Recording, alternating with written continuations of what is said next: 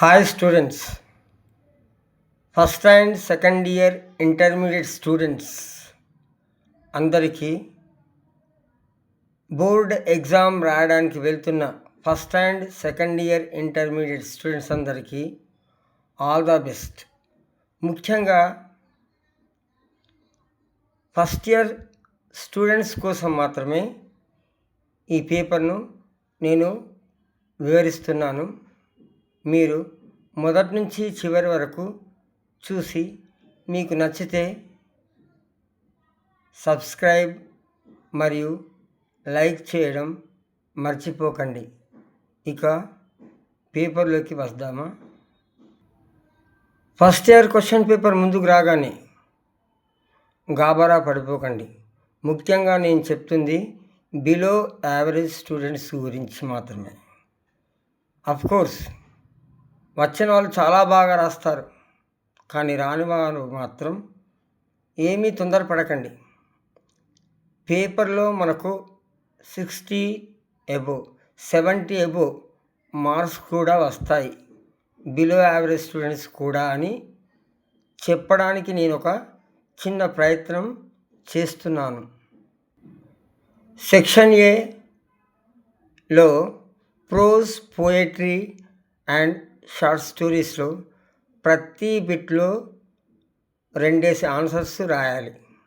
కాబట్టి ప్రోజ్లో ఫస్ట్ 2, పోయట్రీలో ఫస్ట్ 2, షార్ట్ స్టోరీస్లో ఫస్ట్ 2 లెసన్స్ బాగా ప్రాక్టీస్ చేసి, మూడవది మామూలుగా ప్రాక్టీస్ చేసినప్పటికీ కూడా ప్రతిదానికి పోయట్రీ అయితే poem name, poet name, prose అయితే ఆథర్ నేమ్ అంటే రైటర్ నేమ్ మరియు ఆ లెసన్ నేమ్ ముందుగా రాసి దాని తర్వాత స్టార్ట్ చేయండి. స్పెల్లింగ్ మిస్టేక్స్ ఉండకూడదు, ఉంటే మార్క్స్ పోతాయి, జాగ్రత్త. ఇది ముఖ్యంగా మీరు గుర్తుంచుకొని బాగా lesson name, poet name and writer name బాగా ప్రాక్టీస్ చేయాలి. ఇక సెక్షన్ బిలోకి వస్తే సీన్ ప్యాసేజ్ ఉంటుంది, అది ప్రోజ్ నుంచి వస్తుంది. అంటే father dear father, Thimmakka, the first 4 minutes, box and Cox. ఈ సీన్ ప్యాసేజెస్ చూసుకుంటే మీరు ఈజీగా ఒకటి అటెంప్ట్ చేయగలరు. ఇక అన్సీన్ ప్యాసేజ్ 5th one, అది దాంట్లో కొద్దిగా మీరు ప్రయత్నిస్తే అవుట్ ఆఫ్ 6లో 4 రాయాలి కాబట్టి మీరు 6 రాయండి. ఒక 2 రాంగ్ పోయినప్పటికీ కూడా 4 రైట్ అవుతాయి కాబట్టి అట్లీస్ట్ 3 నుంచి 4 ఆన్సర్స్ రైట్ కావడానికి అవకాశం ఉంది. కాబట్టి అన్సీన్ ప్యాసేజ్ కూడా కొద్దిగా జాగ్రత్త తీసుకుని రాయడానికి ప్రయత్నించండి. 4 మార్క్స్ ఈజీగా వస్తాయి. ఇకపోతే సెక్షన్ సి చాలా ఇంపార్టెంట్. అన్ని ఆన్సర్స్ ఒకే దగ్గర రాయడానికి ప్రయత్నం చేయండి.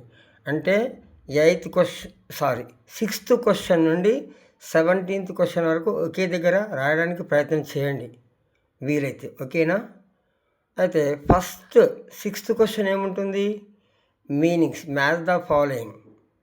అవి వర్డ్స్ అండ్ మీనింగ్స్ ఉంటాయి కదా.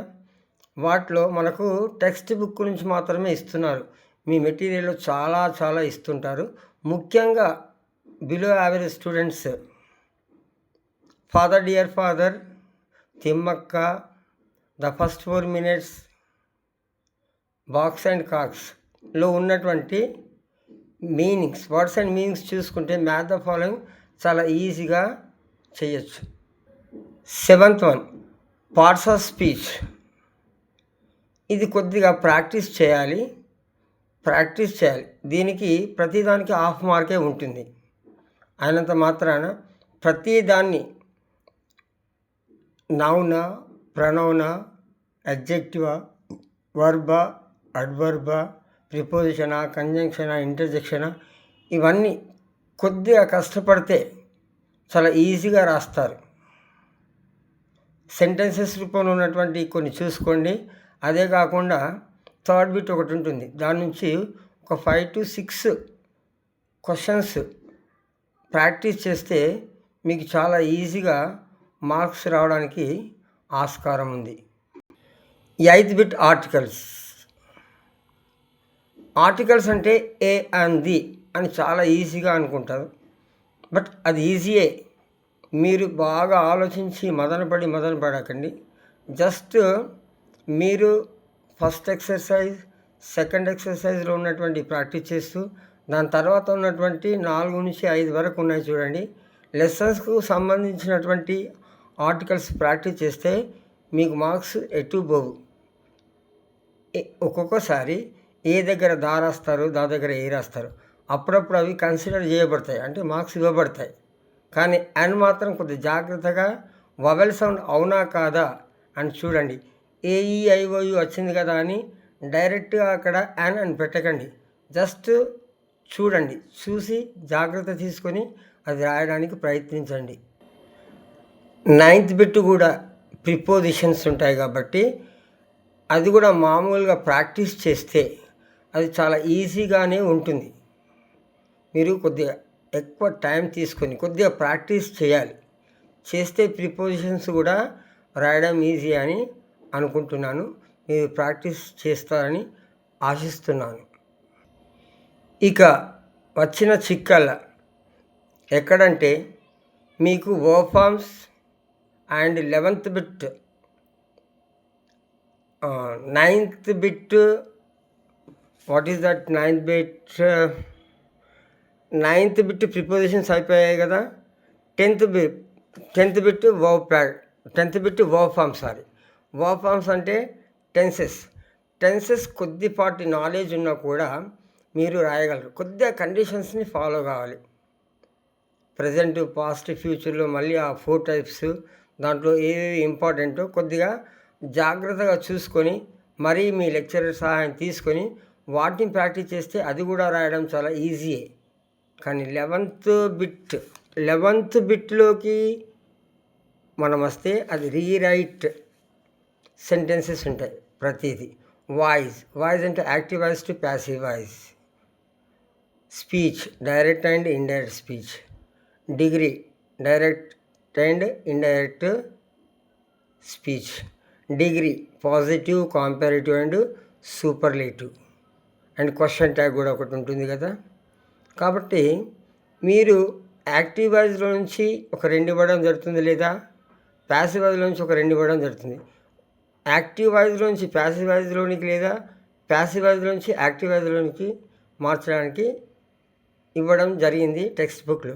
కానీ direct to indirect speech, indirect to direct స్పీచ్లు రాసేటప్పుడు డైరెక్ట్ స్పీచెస్ మాత్రమే ఇవ్వబడ్డాయి, ఇండైరెక్ట్ స్పీచెస్ ఇవ్వడం జరగలేదు. అయినప్పటికీ మీరు కొద్దిగా ఆలోచిస్తే ఇండైరెక్ట్ స్పీచ్ కూడా డైరెక్ట్ స్పీచ్లోనికి రాయడానికి ఈజీగానే ఉంటుంది. కొద్దిగా కష్టపడాలి, కొద్దిగా జస్ట్ మీ నాలెడ్జ్ని ఉపయోగించి రాయడానికి ప్రయత్నం చేయాలి. డిగ్రీ నుంచి 2 ఇవ్వడం జరుగుతుంది. Positive, comparative and superlative degrees నుంచి 2 క్వశ్చన్స్ ఇవ్వడం జరుగుతాయి. దాంట్లో నుంచి బాగా రాయాలంటే 1 ఆఫ్ ద వచ్చినప్పుడు ఏం రాయాలి, దానికి ఉన్నటువంటి కండిషన్స్ ఏంది, very few, 1 of the and దాని మధ్యన దాన్ మెనీ అదర్, దాన్ ఎనీ అదర్ ఎప్పుడు యూజ్ చేయాలి, అది 2వ కండిషన్లో యూజ్ చేయాలి. ఎలా, ఒక పర్సన్ ఉన్నప్పుడు దాన్ ఎనీ అదర్ అంటాం. అండ్ దానికంటే ముందు మనం ఏం రాస్తాం, ద క్లెవరెస్ట్ బాయ్ అని రాస్తాం. అది రాయడానికి than any other clever boy అని రాస్తాం. దానికంటే ముందు నో అదర్ క్లెవర్ బాయ్, అంటే no other boy is as clever as in the class. ఆ విధంగా యాజ్ మధ్యలో వచ్చేటట్టుగా క్లెవర్స్ ఇలా చూసుకుంటే అది చాలా ఈజీగా ఉంటుంది. ముఖ్యంగా ఇంకో విషయం మర్చిపోకండి, ఒక క్వశ్చన్ కంపల్సరీగా వస్తుంది. బిట్వీన్ 2 పర్సన్స్, 2 ప్లేసెస్, 2 థింగ్స్ మీద అడుగుతుంటాడు. అది పాజిటివ్ అండ్ కంపారేటివ్. దీనికి సూపర్లేటివ్ అనేది ఉండదు. కాబట్టి ఇవి కొద్దిగా జాగ్రత్తగా చూసుకుంటే ఇక్కడ 1 మార్క్ వచ్చినట్లే. ఇంకో డిగ్రీ ఆ 1 ఆఫ్ ద చెప్పాను కదా, ఇది నో ద చెప్పాను కదా, వీటి గురించి కొద్దిగా చూసుకోండి. వీటిలో కూడా మీరు మార్క్స్ సంపాదించడానికి వీలుంటుంది. ఇక క్వశ్చన్ ట్యాగ్ రాయడం చాలా ఈజీ అనుకుంటాము. ఈజీయే కానీ కొన్ని కండిషన్స్ అక్కడక్కడ పాటించాలి. For example, I'm a teacher, I'm అని రాయకండి. అక్కడ ఒక్కొక్కసారి సెన్సిబిలిటీ గ్రామర్ ఉంటుంది, గ్రామర్ రూల్ కూడా ఉంటుంది. ఐఎమ్ రాస్తే పోయినట్లే, ఆర్యంట్ అని రాయాలి. అలాంటి కొన్ని కండిషన్స్ చూసుకోండి. డోంట్ డిస్టర్బ్ మీ అని డూ యూ అని రాయకండి. వోంట్ యూ అలాంటి వుడ్ యూ అలాంటివి చూసుకోండి కొద్దిగా. అది would ya, won't ya, will ya. ఇది లెటర్స్ అన్నప్పుడు షెల్ వియా, అది కొద్దిగా జాగ్రత్త చూసుకోండి. లెటర్స్ అనగానే అనగానే గుర్తుకు రావాలి. వి అంటే షెల్ వి. ఇలాంటి కొద్దిగా మనకు జస్ట్ మన సెన్స్ని యూజ్ చేసి మనం కొద్దిగా టెక్నికల్గా ఫాలో అయితే ఈజీగా మనము క్వశ్చన్ టైం ఈజీ ఒకే మార్క్ ఉంటుంది, కానీ అది కొద్దిగా కష్టపెడుతుంది మనం రాసింది రైట్ ఆ రాంగ్ అని చెప్పడానికి. కాబట్టి కొద్దిగా జాగ్రత్త తీసుకుంటే మీరు ఈజీగా రాయగలుగుతారు. ఇక కరెక్షన్ ఆఫ్ సెంటెన్సెస్లో నౌన్ నుంచి పడితే కంజంక్షన్ దాకా అన్నీ అడుగుతుంటాడు అని మీరు అనుకుంటారు. కానీ అందులో ముఖ్యమైనటువంటి కొన్ని ఒక 20 to 25 క్వశ్చన్స్ బాగా ప్రాక్టీస్ చేస్తే మీరు చాలా ఈజీగా కరెక్షన్ ఆఫ్ సెంటెన్సెస్ రాయగలరు. ఇంకో విషయం మర్చిపోకండి, మీరు ఆ సెంటెన్స్ని ఎక్కడైతే కరెక్షన్ చేస్తూ మళ్ళీ పూర్తిగా రాయాలి. అదేవిధంగా క్వశ్చన్ నెంబర్ 11లో ఏ విధంగా రాస్తారో రీరైట్ సెంటెన్సెస్, దీంట్లో కూడా మీరు పూర్తిగా సెంటెన్స్ రాస్తూ ఎక్కడైతే కరెక్షన్ చేశారో అక్కడ అండర్లైన్ చేయడం మర్చిపోకండి. ఇది చాలా చాలా ఇంపార్టెంట్. కరెక్షన్ ఆఫ్ సెంటెన్సెస్లో కూడా మీరు ఈజీగా మార్క్స్ సంపాదించవచ్చు. ఇప్పటివరకు నేను అన్నానే బిలో యావరేజ్ స్టూడెంట్స్ ఇక్కడ నుండి చాలా చాలా important. 13th one missing letters మీరు రాయగలరు. ప్రతి స్టూడెంట్ రాయగలరని నేను అనుకుంటున్నాను. సైలెంట్ లెటర్స్ రాయగలరు. అండ్ ఫోనెటిక్స్ కొద్దిగా వాటి ప్రొనౌన్సియేషన్ దగ్గర అక్కడనే కొన్ని ఇంగ్లీష్ వర్డ్స్ కనిపిస్తుంటాయి, కొన్ని మనకు అర్థం కాకుండా ఉంటాయి. కాకపోతే ఎక్కడో మీకు సబ్కాన్షియస్గా అది చెప్తుంటుంది ఇది రైట్ అని. అయితే మీరు మీ మనసునే నమ్మి రాయడానికి ట్రై చేయండి, ఏమీ కాదు. 6కు 6 అటెంప్ట్ చేయండి. దాంట్లో 4 మార్క్సే కాబట్టి ఈజీగా మీకు 4 మార్క్స్ రావడానికి వీలుంది. Question number 16 odd sounds. ఇది కూడా బిలో యావరేజ్ స్టూడెంట్స్కి చాలా ఈజీ అని నేను అనుకుంటున్నాను. ఎందుకంటే for example real, peace, fear. ఇక్కడ చూడండి రియల్, ఇక్కడ అండర్లైన్ చేసినటువంటి వవెల్ సౌండ్ని ఒక్కసారి పరిశీలించండి. ఇయల్, రియల్. అక్కడ ఇంకా ముందుకోండి, ఇదేమంటుంది పీస్ అంటున్నాం. ఇక్కడేమో ఏమంటున్నాం ఫియర్. అంటే రియల్, ఫియర్. అంటే ఈ రెండు సౌండ్స్ కూడా సేమ్ ఇస్తున్నాయి. డిఫరెంట్ సౌండ్ అంటే ఆడ్ సౌండ్ మనం తీసుకోవాలి. అది తీసుకొని దానికి ఎన్ సర్కిల్ చేసి అక్కడ దాని ముందు అది ఎన్ సర్కిల్ చేసి మరీ ఇంకా దాన్ని మీరు ఎక్కడైతే ఎన్ సర్కిల్ చేశారో ఆన్సర్ కూడా రాస్తే ఇంకా చాలా బాగుంటుంది. దీంట్లో ఏ ఆన్సర్ రైట్ మరి?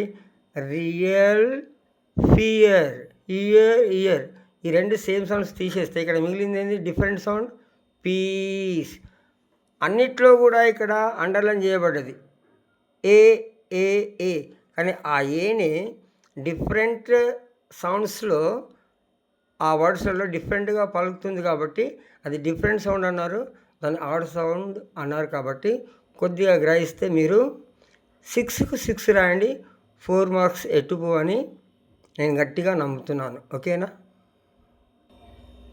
ఇక లాస్ట్ బిట్ సిలబల్స్ ప్రతి ఒక్కరికి చాలా ఈజీయే. కానీ వవెల్ సౌండ్ని కొద్దిగా దృష్టిలో పెట్టుకొని అది ఎక్కడ. ఫర్ ఎగ్జాంపుల్ ఫ్లై అన్నాను, దీంట్లో వవెల్ సౌండ్తో పాటు కాన్సోనెంట్ సౌండ్ కూడా కలిసే ఉంటుంది కాబట్టి ఇది ఒక సిలబల్ మాత్రమే అవుతుంది. సిలబుల్ అని రాయాలి. లేదా నీకు ఇంకా బాగా వస్తే మోనోసిలాబిక్ అని రాయి. సింపుల్గా 1 సిలబుల్ రాసినా కూడా నీకు మార్కు వస్తుంది. అదేవిధంగా ఫాదర్, మదర్ అంటే దీంట్లో ఫాదర్ 2 సిలబల్స్. ఈ విధంగా తీసుకొని రాస్తే 2 సిలబల్స్ అని రాయొచ్చు, లేదా డై సిలాబిక్ అని కూడా రాయొచ్చు. థర్డ్, కంప్యూటర్ అన్నాను అనుకోండి.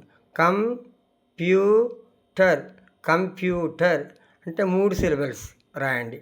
వచ్చిన వాళ్ళు దాన్ని స్ప్లిట్ చేసి కూడా రాస్తే ఇంకా మంచి మార్కులు రావడానికి అవకాశం ఉందని మాత్రం అనుకోకండి. ఇద్దరికి కూడా సేమ్ మార్క్సే వస్తాయి. కాబట్టి బిలో యావరేజ్ స్టూడెంట్స్ ఏమాత్రం భయపడకుండా 1 syllable, 2 syllables, 3 syllables, 4 syllables, 5 syllables అని రాయొచ్చు. కాబట్టి ఎలా రాసినా మార్క్స్ పడతాయి. కానీ ఊరికే 2, 3, 1, 4 అని నెంబర్స్ రాస్తారనుకోండి, అక్కడ స్టక్ ఆఫ్ చేసేస్తాం, కొట్టేసి మీకు మార్క్స్ వేయడం జరగదు. కాబట్టి దయచేసి మీరు దానికి సిలబిల్సా అని రాయడానికి ట్రై చేయండి. అవి ఎన్ని ఉన్నాయి? 2 సిలబిల్సా, 3 సిలబిల్సా, 4 సిలబిల్సా? కాబట్టి వచ్చిన వాళ్ళు ఏం చేస్తారు? మోనోసిలబిక్, డైసిలబిక్, ట్రైసిలబిక్, పాలిసిలబిక్ అని రాస్తూ ఉంటారు. మీరు మాత్రం రాకపోతే ఖచ్చితంగా ఆ నంబర్ వేసి సిలబిల్స్ రాయండి. స్పెల్లింగ్ కూడా పర్ఫెక్ట్గా రాయడానికి ప్రయత్నం చేయండి. ఈ విధంగా నాకు వీలైనంత వరకు ఫస్ట్ ఇయర్ స్టూడెంట్స్ ఎగ్జామ్ రాయడానికి వెళ్తున్నారు కాబట్టి వాళ్ళ డౌట్స్ కొద్దిగా అయినా క్లియర్ చేయడానికి ప్రయత్నించాను. నా ముఖ్య ఉద్దేశం ఏంటంటే మీలో నుంచి భయాన్ని తొలగించి మీరు 60, 70 మధ్యలో మార్క్స్ రావడానికి వీలవుతుంది. ఎందుకు వృధా చేసుకుంటారు? భయపడడం మానేసి ప్రాక్టీస్ చేసి ఎగ్జామ్ బాగా రాయాలనే ఉద్దేశంతో ఈ వీడియో తయారు చేయడం జరిగింది. కాబట్టి ఫస్ట్ ఇయర్ స్టూడెంట్స్ మీరు చాలా బాగా రాస్తారని నేను ఆశిస్తున్నాను. All the best my dear first year students, my dear first year intermediate students, those who are going to write the public exam, please take care and think and write carefully and try to get good marks. Once again, all the best.